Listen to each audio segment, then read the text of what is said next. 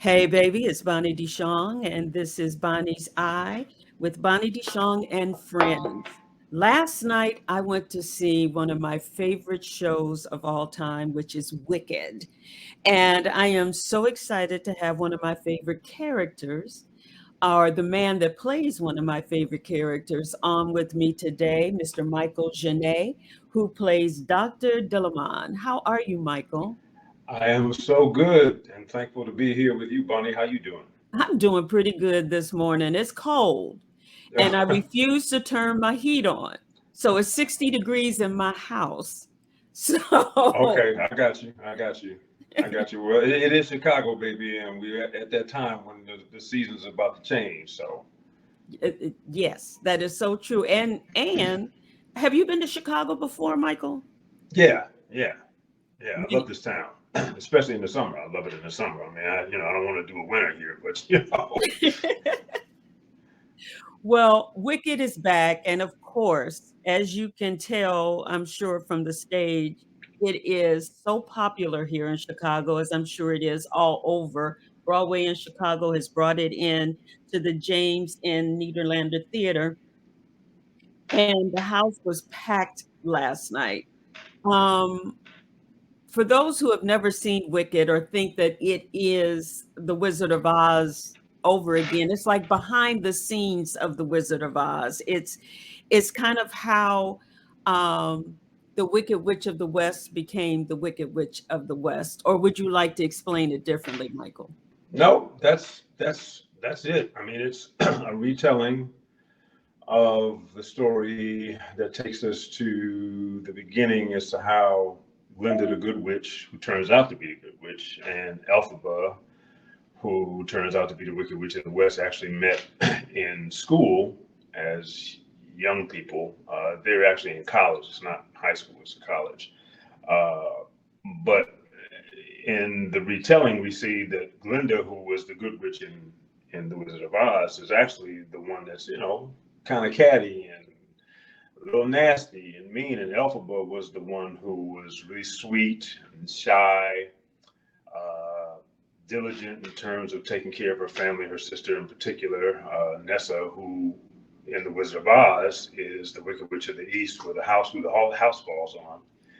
And it's how their relationship between Glinda and Elphaba evolves from one where Glinda's trying to do all the nasty things that the mean girls do to the strange one, because Elphaba is green, and it evolves into this amazing friendship between two women who battle the societal inequities of inequality and discrimination and petty jealousies and non-inclusion, and they forge this friendship that takes us, on this journey that will take us to, you know, what ends up being the Wizard of Oz later. But it takes us through this journey that is so pertinent to what's going on in America today, especially politically and socially and politically.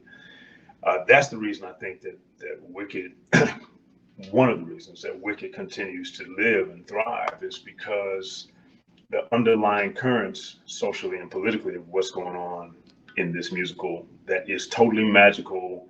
Uh, it's like Harry Potter on steroids type thing.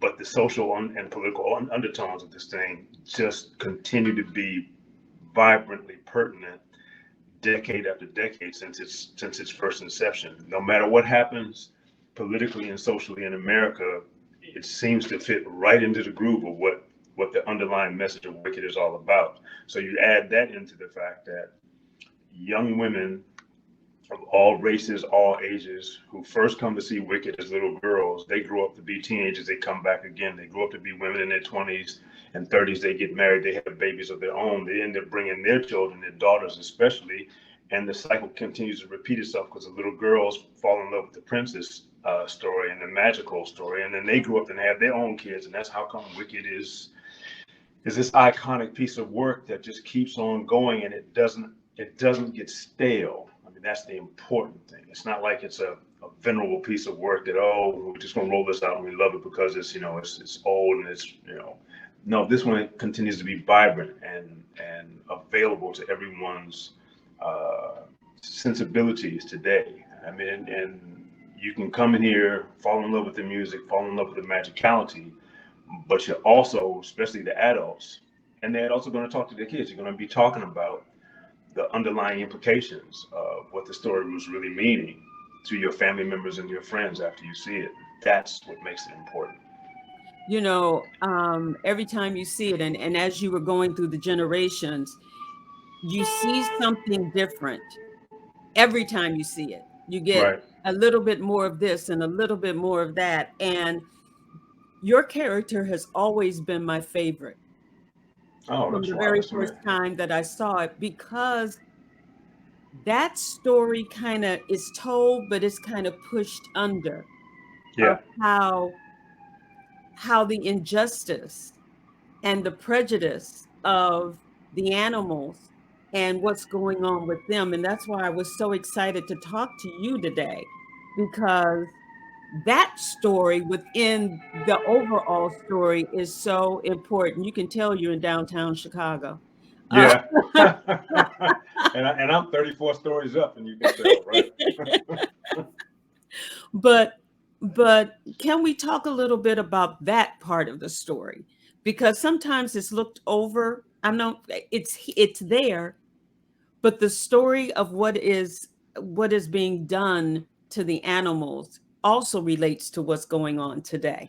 Oh, no question. Well, the interesting thing about Dr. Dillamond is, and I did this on Broadway back in 2015, all the way through 16 to the beginning of 17. And to come back and redo it then, I was redo it now. I learned some things about it in this iteration, joining the national tour, that I didn't even know when I was doing it on Broadway. The Dillamond actually, when they first wrote it, Dillamond had a lot more. There was a lot more to Dillamond in the production, but because and he was like this major, he's still a major character, but he was like this major character, and it ran through him a lot more than it does now.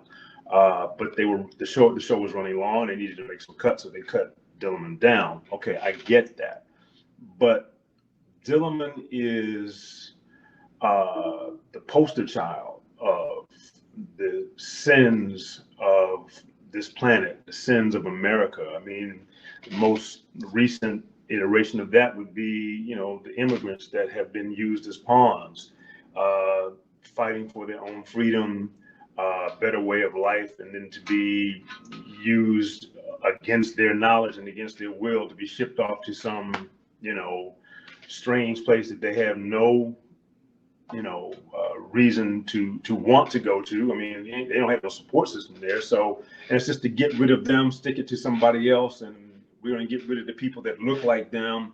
And Dillamond is the last remaining animal at this university. He's the goat. He's a professor. He's a brilliant man or being, and yet the system, we can use the former administration as the example there, want to get rid of all the folks that don't look and sound and think like them. And he understands that there is a storm coming. And I'm sorry to use that term after what has just happened down south with Hurricane Ian, but he knows that there's something tragically devastating about to happen to the societal structure of the land of Oz right now, and in particular Shiz, which is the university that the two students go to.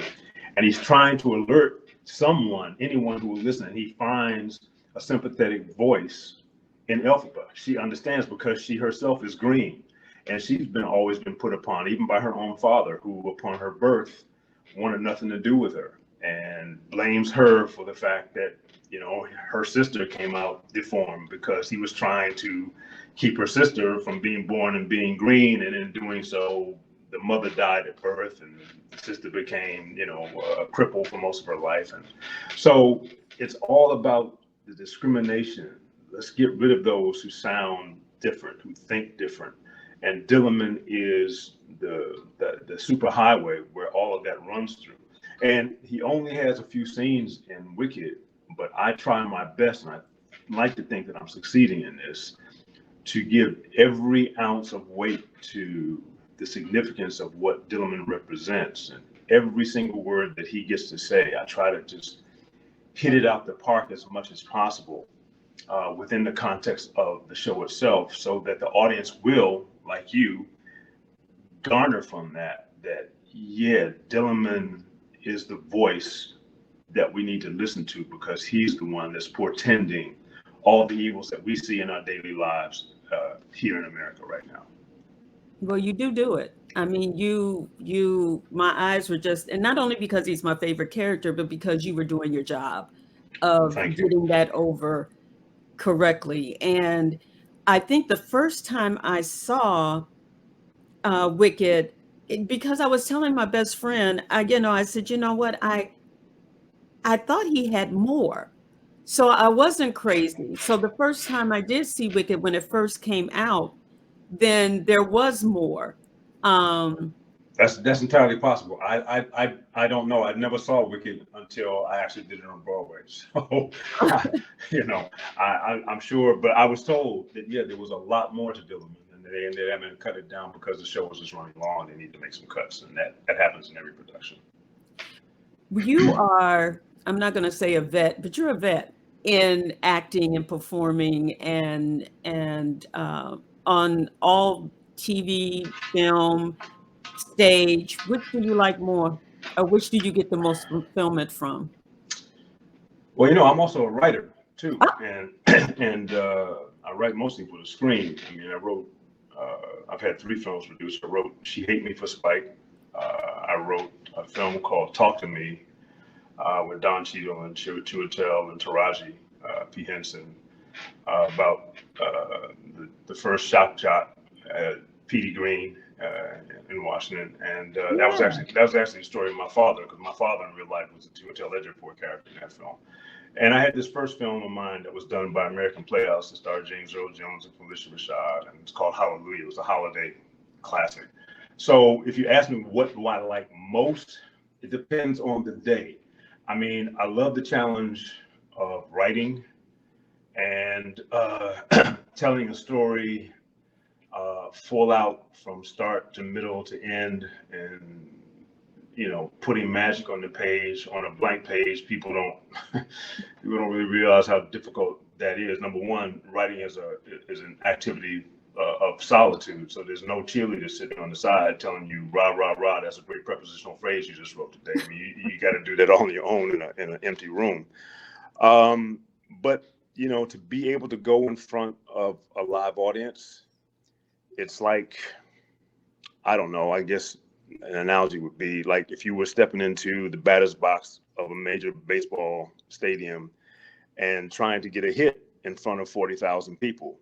And the worst thing you can do would be to strike out and then have to take that long walk back to the dugout, having just struck out, and the embarrassment of that. But you still want to be able to have another chance at bat. You want to try to prove yourself. You want to take the opportunity to see if, am I going to be successful today? Am I going to fall on my face?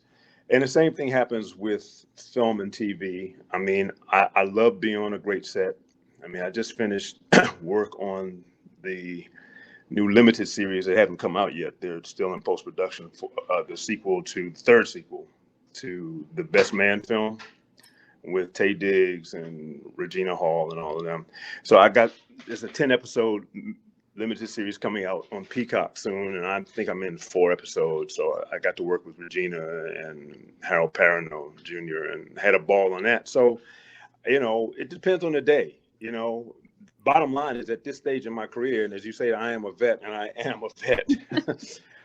I find it just an amazing blessing, the fact that I'm still working.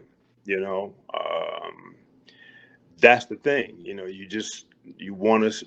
I'm trying to keep my body in shape so that I can continue to be viable and be employed. And so far, knock on wood, I don't have any wood around me, but God is good, and I'm still working. So that's the thing, and I don't take that for granted. Now, I don't know your backstory of how you were raised, or if you were always in the arts or anything like that, but there comes a point when you really sit down and you realize, okay, I can do this. I'm pretty good at this. When did that come to you? When did you know that Michael Genet was going to be okay, and this is what you were supposed to do?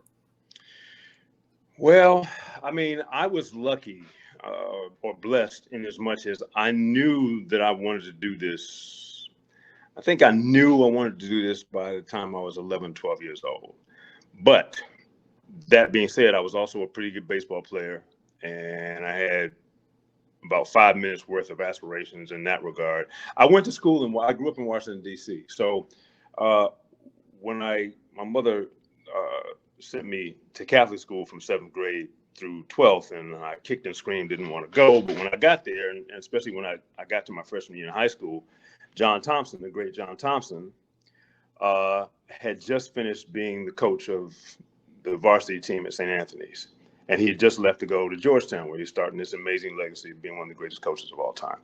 But he came back to to handle the tryouts for basketball that year. And I was a freshman, and, I was 105 pounds and, 5'9" or 10 or whatever, dripping wet. And they had just gone 26-1 the year before, and they were bringing back about 7, 8 guys from that team, and they were all 6, 7 and up. And Coach Thompson told us all to line up at the end of the wall, at the end of the far wall in the gym. He said, okay, everybody he was trying out for the JV, take one step forward. So me and 3 other dudes, I figured, well, my only shot is to try for JV. I mean, I ain't got any chance for varsity. So me and 3 other dudes took a step forward, and Coach Thompson looked at us, looked at his notebook, wrote our names, and said, "You 4 gentlemen are cut. Anybody not good enough to make my varsity is not good enough to make my JV." And so I knew that, to get the girls in high school, you needed to do the sports things, but I also had this artistic side of me, and I was singing in choirs, and, I was the kind of dude that I saved up my money. I couldn't tell my friends this, but I saved up my money one time, and I bought a ticket to the Kennedy Center to go see Tony Bennett in concert. And I was sitting in the orchestra section by myself at like 16 years old, and I watched Tony Bennett come out. And I was disappointed because he came out with just a quartet. I thought he was going to have this big orchestra, but he came out with this quartet, and the man I counted, the man sang 33 numbers. And when I tell you that every number he did, from the beginning to the end, his voice got better and better and better. So by the time he finished at number 33, his voice was like liquid gold. And I walked home that night. Again, couldn't tell my friends, because it wasn't like I was going to see the Jackson 5 or, or Earth, Wind and Fire. Couldn't tell them I went to see Tony Bennett, but I was just amazed at this man's artistry. And I realized right then and there, if you're not always getting better, then it's best for you to get off the stage, because I just watched the master continue to get better and better and better in the course of one evening. And he wasn't young at that point. I mean, when I say he wasn't young, he had to be 50 or 50 plus. So he wasn't an old man in his 20s or 30s. Mm-hmm.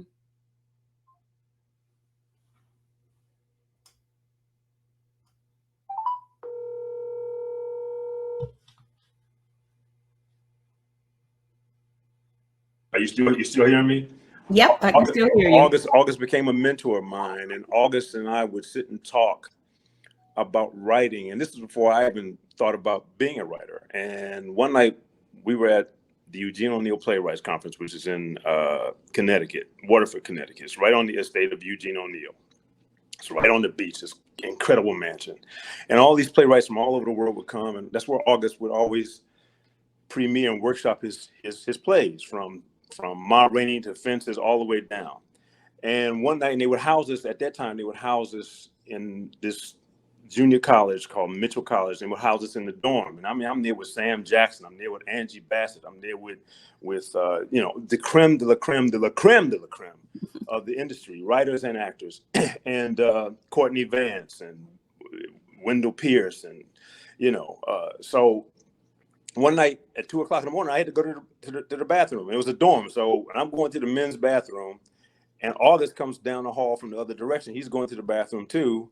And we stopped in the doorway of the men's bathroom at 2 o'clock in the morning, and we started talking, and we talked for an hour and a half in the doorway. Hadn't even gone into the bathroom. And he told me so many things just in that one conversation alone, but he said something that he said a couple things that blew my mind. I asked him, I said, you trying to be, you want to be the best writer there is, right? And no, August looked at me and said, no, Mike, I'm not trying to be the best writer there is.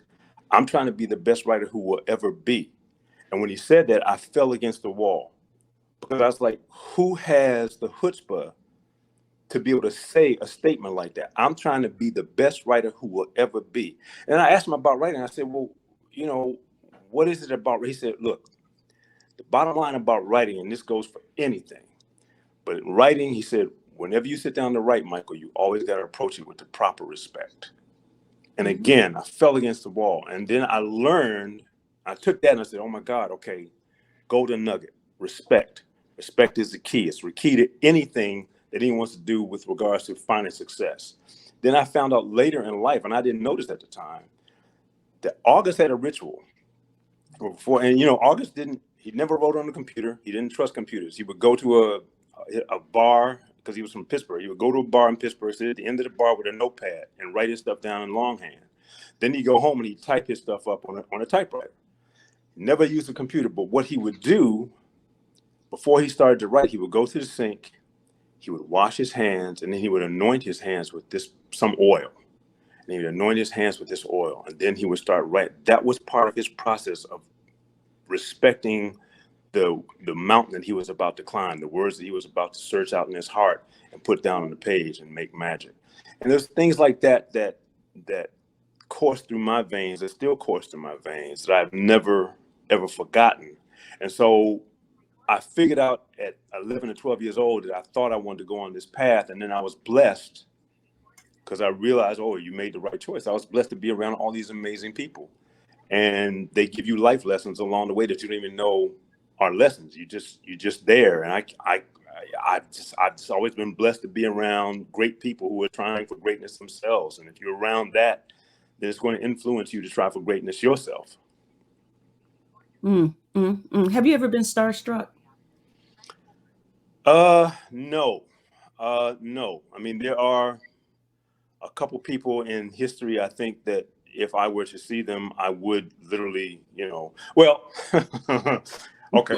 Here's one time. One time I do this anyway, but I did Ask the World Turns for like 6 years. And one time I was up there filming whatever episode, and I came out of the makeup room, and I'm walking around the corner going back to my dressing room, and this woman and this man, I guess was like her bodyguard or whatever, came walking down the hall, and I looked up and I realized, oh snap, that's Patty Austin.